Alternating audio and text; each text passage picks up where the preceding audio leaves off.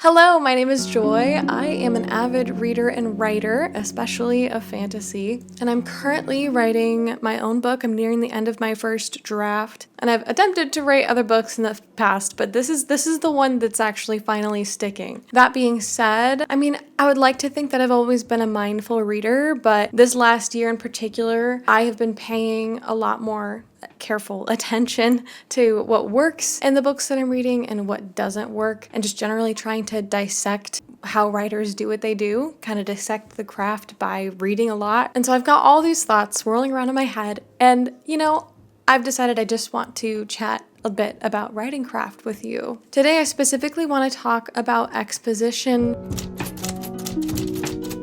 and avoiding info dumping, especially because I think for myself, maybe something that I struggle with. I don't think I'm too guilty of info dumping, hopefully, but trying to decide when to reveal what information when is tricky. As I'm talking, I am going to be primarily thinking through the lens of sci-fi and fantasy and generally speculative fiction, because that's most of what I read and write. But I do think that some of these principles can still be applied to other works. But obviously, the exposition in something like fantasy tends to be a lot more involved than the exposition in a contemporary lit fic, where you don't really have like a magic system to worry about, and the setting and the characters are generally placed in the real world. So there's just like a lot more foundation and less legwork that you have to do for works like that. And as much as I love science fiction and fantasy, they are probably by far the most guilty of info dumps. I also want to provide a disclaimer.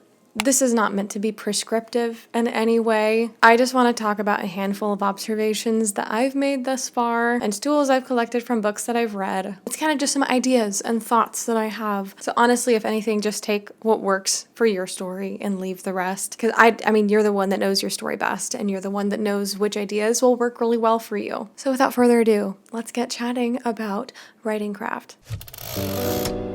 I think that sometimes the term info dumping and even exposition, to be honest, are sometimes regarded as like dirty words in writing circles. It's a very common criticism of amateur writers or writers in general, where it's like, ooh, you did too much info dumping. And there's always the advice of like, avoid info dumping, but like, what does that actually mean? How do you know if you're actually info dumping? And frankly, especially in something like a fantasy or a secondary world, without some sort of scaffolding for the reader to cling to, they're going to be floundering and not really enjoying themselves because they're not going to understand what the heck is going on. So a reader does need something to sink their teeth into. They need some sort of structure. They need, depending on the type of book that you're writing, there are some books that are purposefully obtuse, but generally speaking, a reader wants to have something to hold on to. They want to understand what's going on, and that's going to necessitate some degree of explanation on your part as the writer. However, I think that the trick is, yes, you can,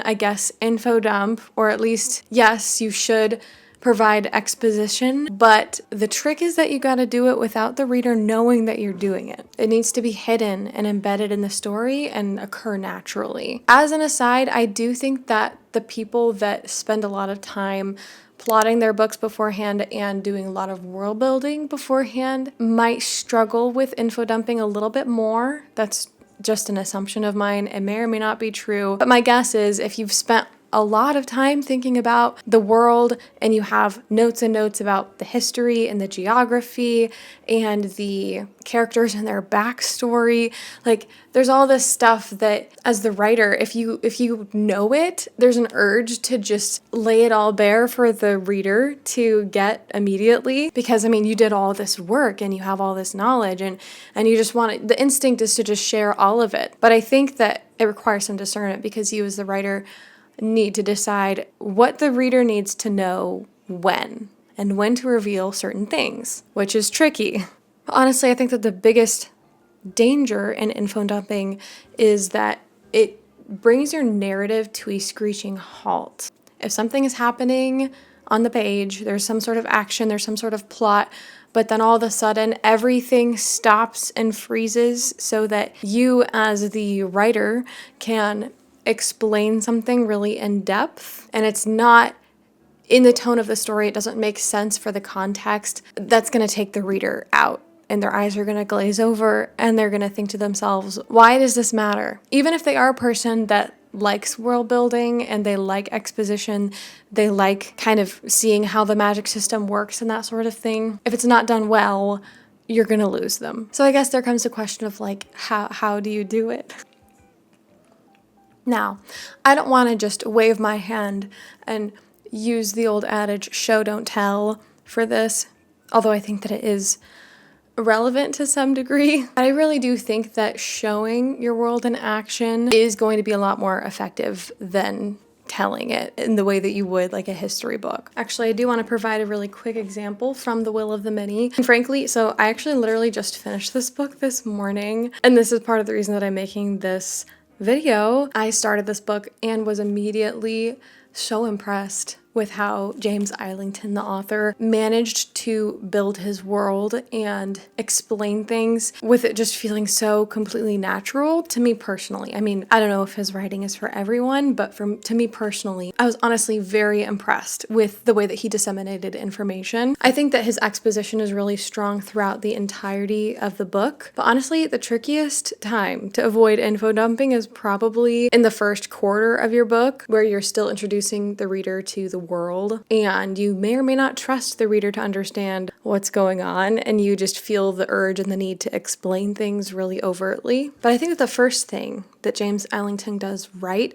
is he picked a place to begin the narrative where we very naturally got the exposition that we needed because of the setting, but we only really got what we needed to know, like the bare minimum of what we needed to know, but it all worked together. And I don't want to like spoil anything too much, but because of what happens in the beginning pages of this book, we immediately have a grasp on the very basics of the magic system, not because he explains it and lays it all out for us, but because he shows it to us and it's unfolded and we see an example like immediately. And it honestly does so much work, and I wish that I could go more in depth into this, but again, I just think that you need to read it if you haven't. We're also exposed to some of like the philosophical questions and the themes of the book, because the themes and philosophical questions of the book tie in directly with the magic system, which is brilliant. I think that some of the best books and the easiest ways to do exposition are when all of those things are interconnected. They aren't divorced from one another. And frankly, I'm just passionate about this book. It's not a perfect book. I think it does have a few weaknesses here and there, but as far as an example of how to do world building and exposition well, this is fantastic. Anyway, I'm rambling at this point, but I do want to read one little tiny excerpt on page 4, and hopefully you can kind of catch on. I mean, this is very early on in the book, but this just kind of gives you a taste. There's a character interaction going on, and there's a very brief explanation of what the interaction entailed that immediately informs the reader of an aspect of the world that is incredibly important. But it's not, he doesn't pause the narrative completely to explain the whole hierarchical system that this book has. He just mentions it in passing and trusts the reader to connect the dots. And he very gradually elaborates and trickles in more knowledge as the narrative goes on, but only as it directly pertains to the narrative. I think a really big key is that whatever information you're sharing needs to be relevant to the current narrative, and also needs to be relevant to your character's POV and what your character that you're writing from like would actually realistically notice. But anyway, I'm getting ahead of myself. I will give some very brief context just so that you know what's going on. The main character works at a prison, and he has a superior with him, his boss, named Rolf. And a man comes up to the door and wants to come in, basically. "Identify yourself," calls Rolf sharply as I step across the window. The man visible through the bars is well-dressed, tall, and with broad shoulders. In his late 20s, I think. Moonlight shines off the dark skin of his close-shaven scalp. "Sextus Hospius," comes the muffled reply. "I have an access seal." Hospius looks at the window, spotting my observation of him. His beard is black, trimmed short, and he has serious dark brown eyes that lend him a handsome intensity. He leans over and presses what appear to be official hierarchy documents against the glass. "We weren't told to expect you," says Rolf. "I wouldn't have known to expect me until about 30 minutes ago. It's urgent." "Not how it works. It is tonight, Septimus." No change in expression, but the impatient emphasis on Hrolf's lower status is unmistakable. So that's just like one tiny, tiny excerpt, but you can immediately see in the way that Sextus and Septimus are used. Those are titles. People often refer to each other as those titles, and it's evident that Septimus is a lower status than Sextus. And if you know anything about like Latin, you would know, oh, Septimus, 7. Sextus is 6, and then you can kind of deduce from there once you learn about, like, there's a quintus and a quartus, and there's octavus. Those are different people within the hierarchy, and their value and their power is based on those statuses. And that just happens on page 4. And there's a lot more to be unpacked about the system. But again, Eilington doesn't force the narrative to a complete halt. He just kind of makes a note of, hey, this person's of lower status, and all you get are their titles, but you're able to connect the dots pretty much immediately. And then you as a reader, you are equipped with that piece of information that prepares you for more information to be trickled down later on. And it's like you collect it, you start connecting dots, but it all happens, like everything happens really naturally, like that interaction that I just read. Another example, a little bit later on, but not that much later on, still very much in the beginning of the book, Vis, our main character, is preparing for a fight.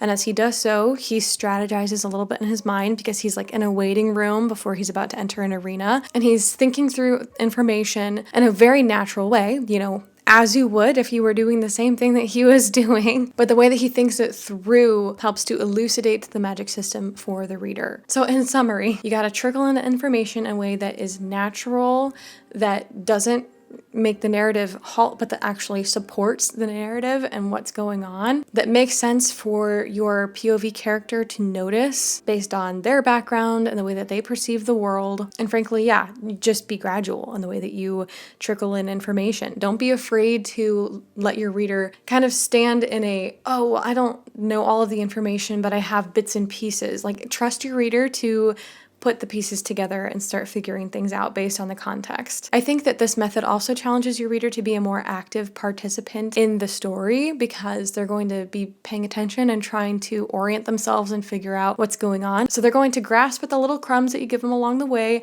and put it all together for themselves rather than them getting barraged and overwhelmed by you spoon feeding them forcefully a lot of information that frankly they're probably going to just forget later because they didn't have to work for it at all. Okay, wow.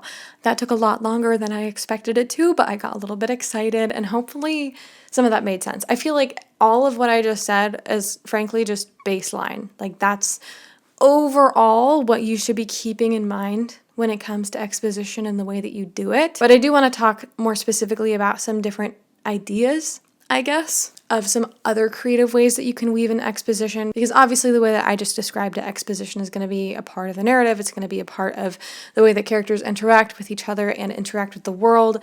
Things will unfold naturally and gradually. But I do want to talk about some more unique ways, I guess, that I've seen writers incorporate exposition that goes beyond what we've already talked about. So the first thing and the most common thing by far is utilizing dialogue to its fullest potential. This is probably my personal favorite way to have exposition happen, like in a book and, when I'm actually writing as well. Now, obviously, you have to be cautious with this because there's a very common phenomenon where two characters know about something. What is it called? The maid and the butler issue, I think is what I've heard it called, where two characters both know the same amount of information like about the world, and they're talking in a way that's like, as you know, brother, this and that, and this and that. And it's like, oh, really? Well, as you know, okay.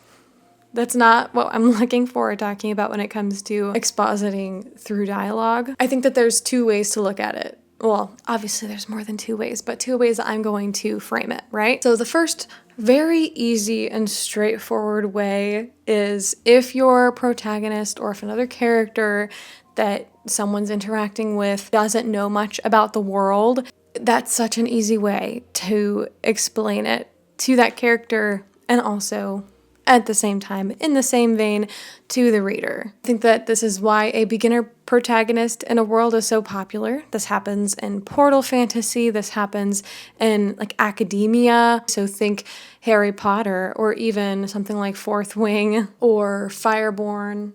Babel is another one where it's an academic setting and characters are getting introduced to the magic system. But frankly, Harry Potter is probably the most eminent example, where he's completely new to this secret magical world, and we have Hagrid explaining everything to him, and then we have other professors explaining everything to him, and we have Hermione explaining everything to him. And we eat it up because we're learning alongside Harry Potter, but it's all done in a very fun and whimsical way. The same thing can be said for mentor and mentee relationships. I mean, think Aragon with Aragon and Brom, among a gazillion other examples that follow the hero's journey. However, not every book is going to have a beginner protagonist or a protagonist that doesn't really know anything. You might have moments of explanation, but for example, I'm bringing up The Will of the Many again. Our main character, this is an academic setting, and there are some things that he doesn't know that get explained to him,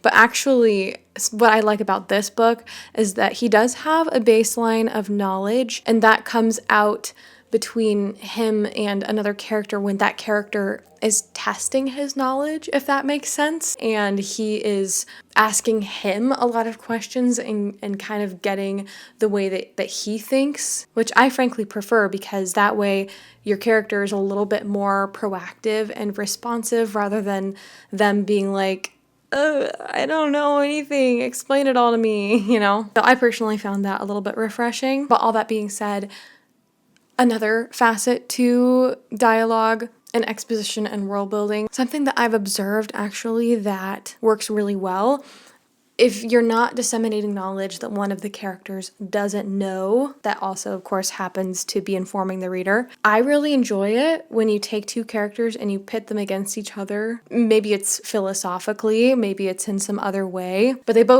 maybe they want different things, or they're arguing, or there's a debate going on. And in their conversation, because it's a debate, they're laying out their argument for why the way that they view the world is the correct way. But of course, the reader can glean a lot from this, from almost like listening in on this argument. And you as a writer can plant a lot of ideas about the world and maybe even some of the themes and some of the things that the reader needs to know, but it doesn't feel quite as on the nose or obvious as it would be if you were just like writing all this information out in paragraphs and paragraphs. I think the key here too is making sure that, again, the dialogue has to be pushing the narrative forward. It has to be driven by what the characters want and need in that scene. But oftentimes the things that they are talking about and saying are very applicable to the world in which they live.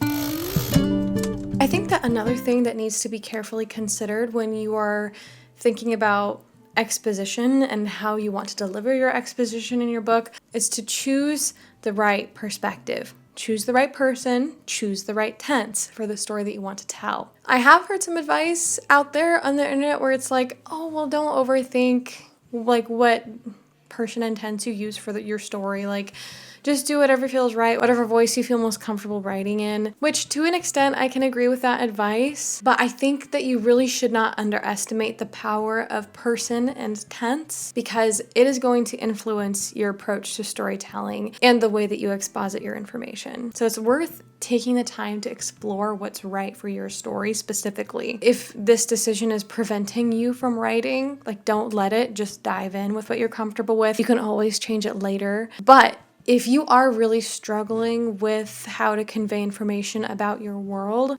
there's a chance that you might not have the right perspective for the story that you want to tell, or it might just be worth exploring some other options. Just for some examples, I would say first person past, which is like, I said this, I walked down the street and saw my best friend. I don't know.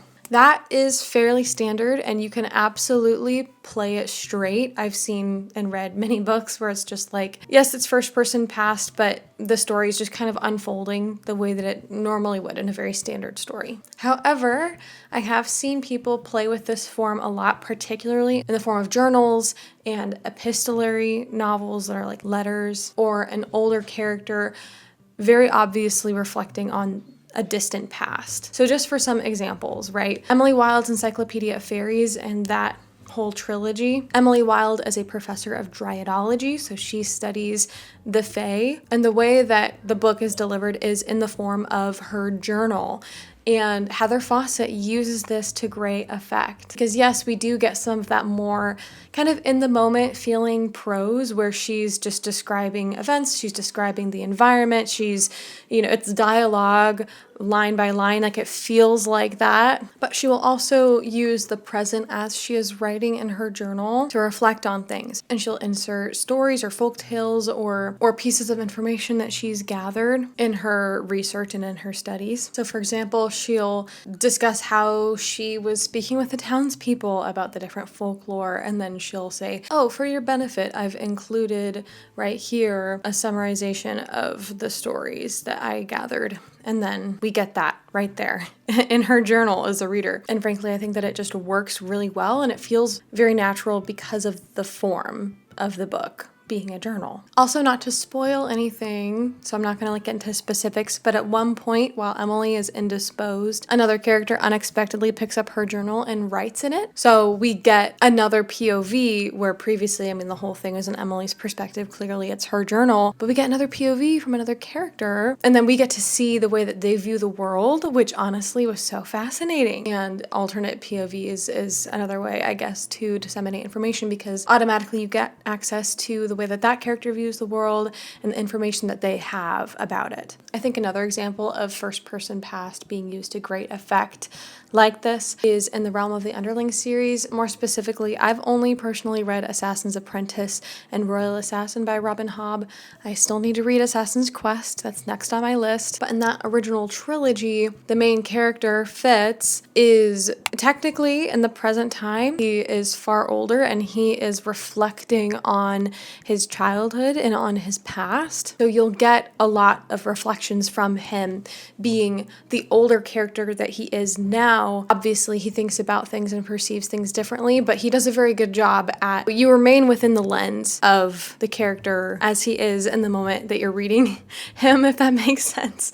I don't know if that made any sense at all. But occasionally you get these asides from a wiser perspective as an older version of himself is reflecting on the story that he's telling, the choices that he made in the world that they live in. So we have our young protagonist that doesn't really know anything, but it's being told from the lens of a far older and wiser version of our protagonist. And that is going to impact the way that you explain the world. I also want to talk about first person present because that is the person and tense of Will of the Many.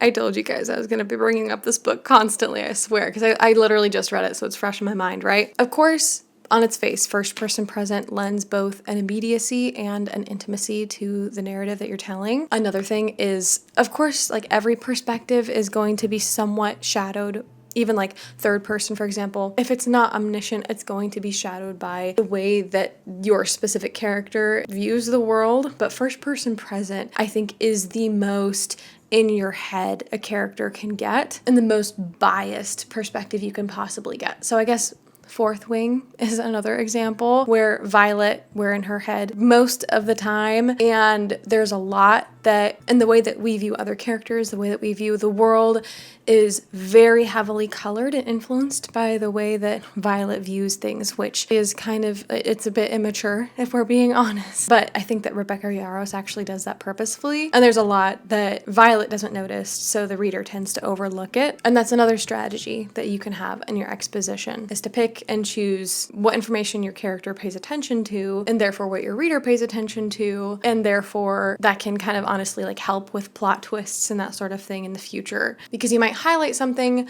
but force the reader to look at something else at the same time, so like they miss that one other thing that you laid out that will become relevant later, and is especially satisfying on a reread. What I liked about First Person Present in The Will of the Many in particular was that there were a lot of chapters where our character began with a reflection about his past or about his own character or about the world. Of course, we're talking about exposition, which oftentimes is about how you reveal your world building. He often will begin chapters with this reflecting on things, and it becomes kind of a theme for that whole chapter, or it gives you a hint of the direction that that chapter is headed. And I just don't think that it would have been delivered as naturally if it were any other person or tense. I also want to touch on omniscient narrators. The first example that comes to mind is Yumi and the Nightmare Painter by Brandon Sanderson, which interestingly, it is omniscient, but I think that it works especially well if the omniscient narrator is technically also a character in the story or is a character in and of themselves. So the narrator of Yumi and the Nightmare Painter, I think his name is Hoyt, and he actually appears throughout different books in Brandon Sanderson's Cosmere. And I personally haven't read like Stormlight Archive or anything like that, so I don't know a whole lot about Hoyt, but he does talk about himself here and there, but he's not an active participant in the narrative itself. To my understanding, he's like a collector of stories throughout the Cosmere. So he gathered all this information and he watched a lot of things happen, and now he's just sort of telling the story as it happened. And most of the time, he kind of sticks with the story and it feels like just a third person limited point of view, but occasionally there will be these asides or things about the world where he's like, oh, well, I've been trying to figure this thing about the world, but to my understanding, this is how it works, because, you know, he's purposefully been trying to figure things out and collecting stories and that sort of thing. I don't know. It's all very interesting because it's a character that's almost researching and delivering some of that research as an aside as he's telling the story. So when you have an omniscient narrator like that, that's outside of your main characters, it does provide you the opportunity to freely give some context outside of your character's immediate experiences. However, obviously you have to be really careful with this because I think that this sort of a setting is maybe most prone to just info dumping, vomiting a bunch of information out just because you kind of can. But I think if you're providing information that's plot relevant from that perspective, I guess that's another just aside. This doesn't really have anything to do as much with perspective, but if you are going to be sharing information with the reader expects that to pay off, right? So if you're going to be sharing intimate details about how your government system works specifically and what all the different positions are and all their different responsibilities, but then you don't pay that off by having that be pertinent to what happens in the story, the reader's gonna just like give you like two blinks, like, why did I have to know that information? It was completely irrelevant. You don't have to prove to the reader that you have done your research. But anyway, I would go deeper into like third person limited and like, you know, third person past, third person present, or second person, that sort of thing. Honestly, second person is really interesting, but sometimes kind of hard to read for a sustained period of time. I haven't thought as deeply about the implications for those persons. I'm sure if I sat here and thought about it, I could. But frankly, I would love to have a discussion about that in the comments. I mean, let me know in terms of how you disseminate information and like what pros and cons there might be to those different perspectives, like third person limited and like second person specifically, you know, all tenses. Like, what are the implications of that? What are some of the unique angles that you get from world building? But anyway, I've been rambling a lot about that for a while. I think the next few things I'm going to talk about will hopefully be a little bit snappier because they're more like special things that you could include. You absolutely don't have to include, but they're just options or ideas if you're having a hard time deciding how you want to share something. So the first thing is epigraphs and footnotes. I've actually been noticing, I think I've been reading a lot more books that have epigraphs and footnotes in them. An epigraph, if you don't know, is typically some sort of a quote or something at the beginning of a chapter that kind of hints towards what's to come, but I've noticed a lot of authors using this as a world building tool or something to kind of round out what's going on and introduce information to readers and even like drop little hints. So one example of this, we're kind of jumping back to Fourth Wing. That's another book that does this, where because it is in an academic setting, it actually works pretty well. There are quotes from textbooks, there's something called the Book of Brennan, which is like basically a journal. There are snippets of letters. Rebecca Yarros uses these to establish, yes, like kind of hinting towards what might happen in the chapter. But since they're from textbooks and stuff like that, it actually can feed the reader like information and little facts about the world without it interrupting the flow of the narrative. So if a reader feels self-motivated and has the desire to maybe like put some things together, or they're really looking for hints, they can look through the epigraphs. Brandon Sanderson also has epigraphs, but they're a little bit more extended, and they all come from the same exact source in Mistborn: The Final Empire, because there's a journal and we just get excerpts from that journal, and we don't even know initially who even wrote that journal, but it does come up in the book later on, and you make the connection and you realize, oh, this is the journal that we've been getting like snippets from. That's another way to weave in exposition. Now, granted, like these didn't have a whole lot of context, but sometimes on a reread, something like this is really satisfying to go back and read through in order, because then you have like a fuller context, whereas as a first-time reader of the book, you're just kind of getting like bits and pieces and kind of trying to make sense of what the writer is giving you. But that journal in Mistborn, more specifically, was taken from the distant past, and so you get hints of what the past was like and how it contrasts with the present because of how the narrator of those journals like even just describes the setting and describes the people that he's around. If the lighting changed, sorry, I got interrupted. I feel like footnotes are a little bit controversial. I have seen them used to great effect, but I've also seen them used not that great either. They're often called info dumps in disguise, which on the one hand, yes, they can often just kind of be like extraneous information that's not really plot relevant, and it just kind of rounds out the world. I personally think that they're fine most of the time, depending on the type of book that it is, but I've found that that's not always a popular opinion. Like some people really don't like footnotes. So I don't know. Let me know. Like, do you like footnotes or do you not like footnotes? Because I feel like they're a little bit polarizing. The benefit to footnotes is that they are technically optional and they don't really interrupt the flow of the narrative unless you decide that you want to pause and like read the footnote. And I mean, that's just kind of up to you. It's a personal choice as a reader. You're not forced to read it. And I think depending on the world, it can really be beneficial. So frankly, I think Babel by R.F. Kuang is criticized a lot for the footnotes, but I personally really liked them. There are quite a lot of footnotes, and they just sort of round out the world and explain things more deeply. And I think it works as a dark academia book, especially, I mean, the title is Babel, and it also has like the subtitle An Arcane History. So it feels appropriate for a book like this, at least to me. So like, here's an example of the footnotes. Honestly, something that I really like about my Kindle and how it interacts with footnotes is that, you know, you can tap on the number to like read the footnote if you want, but they also are all at the very end of the chapter. So you can just read through them all at the same time without it interrupting.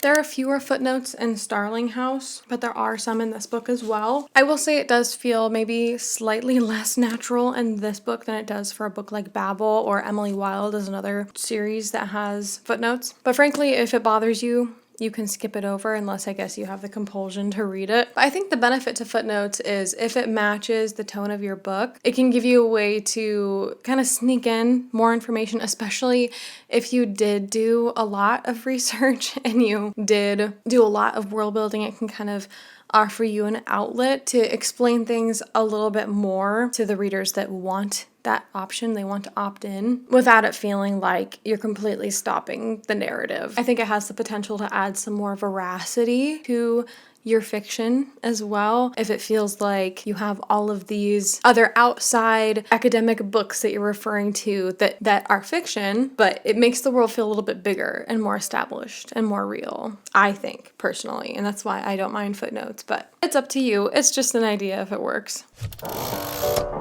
Speaking of having outside books, or like books within books, or poems within books, that sort of thing, including snippets of books in your narrative, like if it works. So like if your character picks up a book and it might be a history of something, and they, you know, you kind of insert a paragraph excerpt from the book that your character is reading. I think that's another fun or like unique way to include more information about your world that the reader needs to know and that your character also needs to know because clearly they're seeking out this information. You don't have to include literal excerpts. You can also just summarize what they're researching, but that's just another really fun method for exposition that I have personally used quite a bit. I have to hold myself back and be careful to not overuse it because I think that if you use it way too much, it can start to feel on the nose and the reader can see what you're trying to do and it can get old fast. But if you use it sparingly, and again, it works in your narrative and it's all relevant information, that's just another creative way for your characters to find information and therefore for you as a writer to disseminate that information to your readers.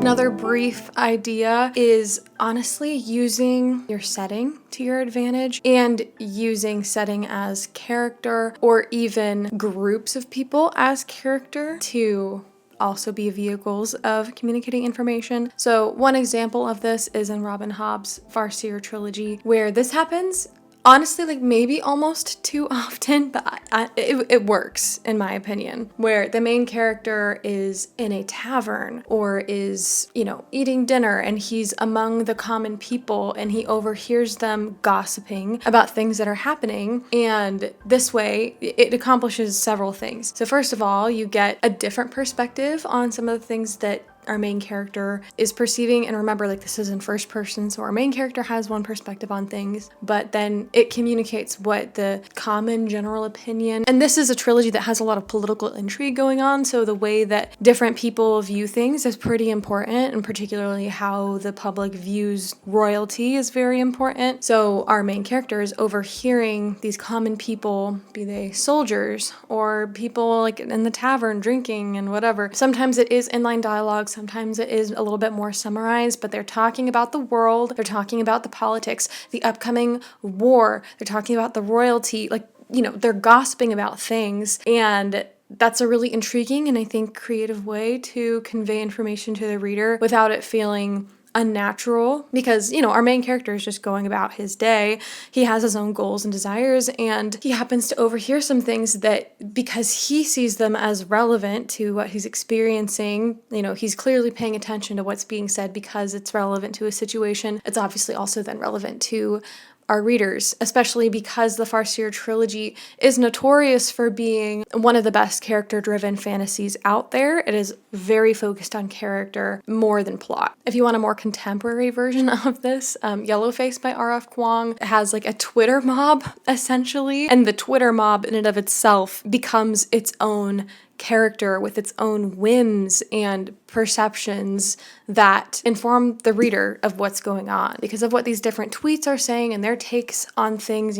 Everyone has to have an opinion. They're communicating stuff about the world. They're communicating stuff about other authors in this contemporary universe, stuff like that. And it's really used as a powerful information tool and also happens to tie heavily into R.F. Kuang's theming in Yellowface. Okay, I feel like I've been talking for an incredibly long time. And frankly, I feel like I could talk more about this. I feel like I could talk about this forever. There's so much more that could be said about exposition within books. But those are just a few of my thoughts, a few of my observations, a few of the tools that I've been gathering, and ideas that I might use in my own books. I think honestly, more than anything, just remembering to keep things relevant. Again, I feel like I could talk about this forever, but I also don't want to be rambling. So I'm just going to stop myself right there. We can continue talking about this in the comments. Hopefully this was helpful for you. Again, I'm not trying to be prescriptive. I'm not trying to tell you how to write. I don't know what your book is like, but these are some things that I've been finding helpful lately as I've been thinking about exposition for my own book. So if you're interested in more writing, craft conversations like this, let me know, because this is a little bit newer for my channel. I've mainly to this point done writing vlogs. I've done one reading vlog and some discussions about my own personal project, but I haven't done a dedicated craft video really like this. So yeah, let me know if you like this format. I will see you next time. Bye.